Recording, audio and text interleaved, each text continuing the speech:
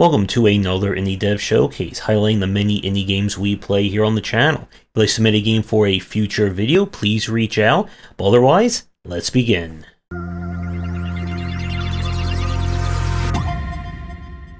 We are starting things off with Dark Quest 3. We checked this one out, I think, right around the time it left early access. This is a kind of strategy RPG roguelite. It is up to you and your band of heroes to go around the land and trying to save us from evil. Just like the previous games, you'll choose from different classes with more than unlocked through kind of your persistence or making progress. Now, unfortunately, instead of exploring the dungeon looking for various points of interest and challenge, it's now been kind of removed or streamlined into just kind of like event situations, where you'll need to decide what to do and hope your units will get the best outcome. Combat is similar as well. Each character will come with different abilities and you'll be able to enhance and upgrade their cards as you complete challenges. But with the arenas being very small, it still feels very hard to try and keep certain units alive, especially your weaker characters who enemies can just charge right past your front line and take a few whacks at them. Like I said, this is a roguelite, and you'll need to get additional upgrades and unlock new characters and so on if you want to stand a chance and see everything Dark Quest 3 has to offer. While I did enjoy this one, I liked kind of the format and setting of the second game a little bit more. But it still stands as a very solid kind of strategy RPG roguelite that you should at least give it a try if you enjoy this kind of gameplay and concept. We now turn to Slimecatcher. This is a short-form action-adventure where, while you were waiting for dinner, you decide to go out and hunt the various slimes that roam the countryside. And that's it. Your mission is to explore the world, find things like that, and see if you can get all 50 of them at your own leisure. This is certainly on the low stakes side. While you can be knocked out when you run out of health, you'll simply return to your home and able to start again. The slimes come in all varieties, and they'll have different patterns or areas where you'll have to try and hunt them down. So finding a few of them will be quite easy. Getting all 50 can be quite challenging. But again, very delightful and very short form game. Something that, if you like what you're seeing in terms of the gameplay here, I would give this a check, and you can certainly run through this one fairly quickly. And if you enjoy some catching, then all the more reason to check it out. We now go to something that is definitely not low stakes with The Lone Blade. You play as a fearsome king whose spirit has been trapped inside a sword. In order to figure out what is going on, you must not exactly hack and slash, but fling yourself to uncover the mysteries. So this is in the rage style category of games like Pogo Stuck, Getting Over It, Only Up, and so on. Your sword can be kind of flung at different angles, and you can kind of launch it once you're in the air. You can stick into various objects and then pull yourself out and keep going. Your job is to simply get from checkpoint to checkpoint, not fall, and keep things going. And like with a lot of these games, it is definitely on the janky side by design. The problem for me is that it definitely got a little bit annoying when you have to start introducing kind of spinning your blade around, because that affects the trajectory of the blade itself. So it's very easy that just by the physics of the environment to launch yourself and just have no way of recovering. So if you're not a fan again of the rage style of games, this is definitely not going to be on your list. But if you enjoy this style and looking for another challenging one to swing and thrust your way through, then you should at least give this one a check, provided you don't have high blood pressure. And now we go to something a little bit different with Goblins. This is the latest game, kind of a short form FPS from David Zeminski.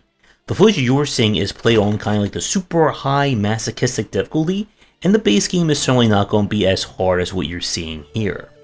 When you unwittingly unleash the Chop Goblins, from a museum.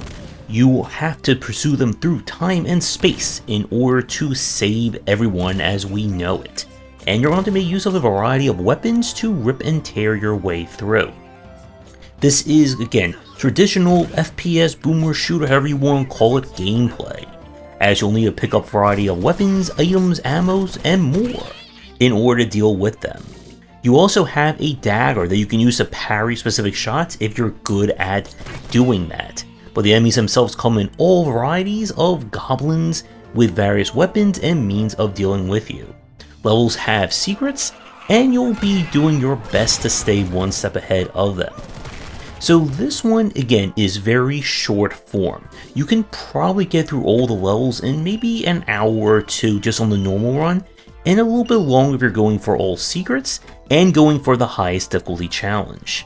Still, the gunplay is as fantastic as ever, and if you're a fan, again, of the Dusk style and looking for something that's going to be a lot shorter and less Lovecraftian to play, then definitely check this one out. And now up is The Cards We're Dealt. This is a kind of horror roguelike.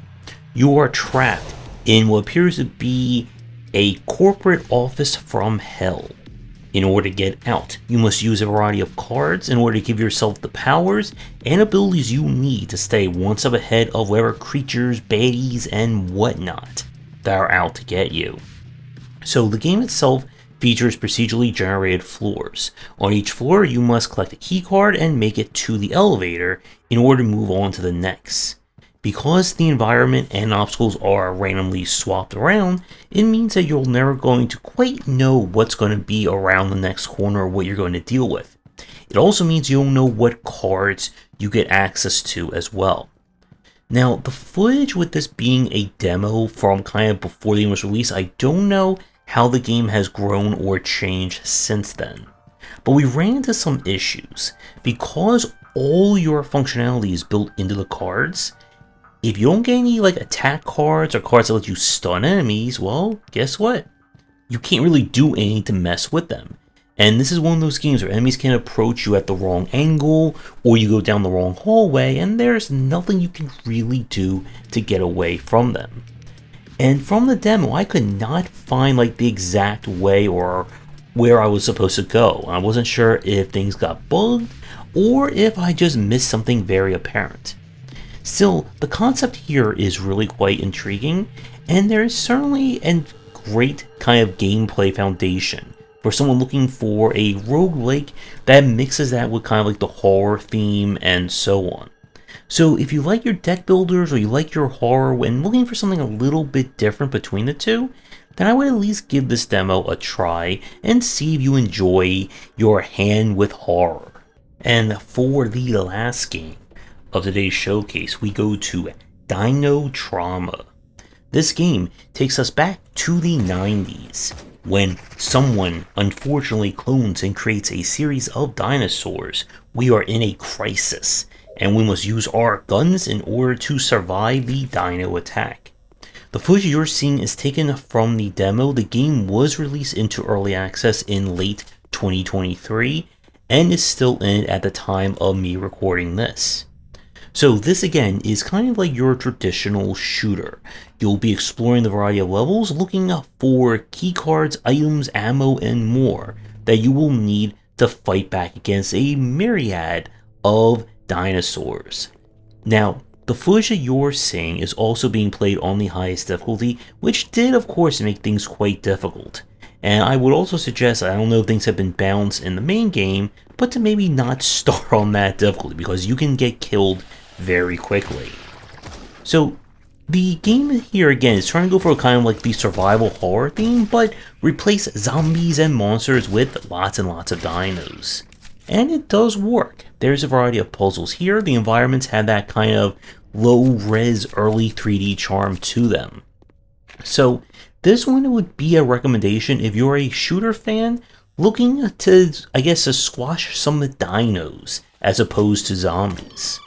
But with that said, we're going to wrap up our showcase here. You'll find links to all the games down below. Let me take a look at your game. For a future stream and video, please reach out. And With that said, everyone, have a great rest of your night, and see you for the next one. Thanks for watching, and a special thank you to our Patreon supporters. If you enjoyed the video, do the YouTubing stuff, be sure to visit our Discord and Patreon, and if you're interested in more in my thoughts on design, check out my game design books.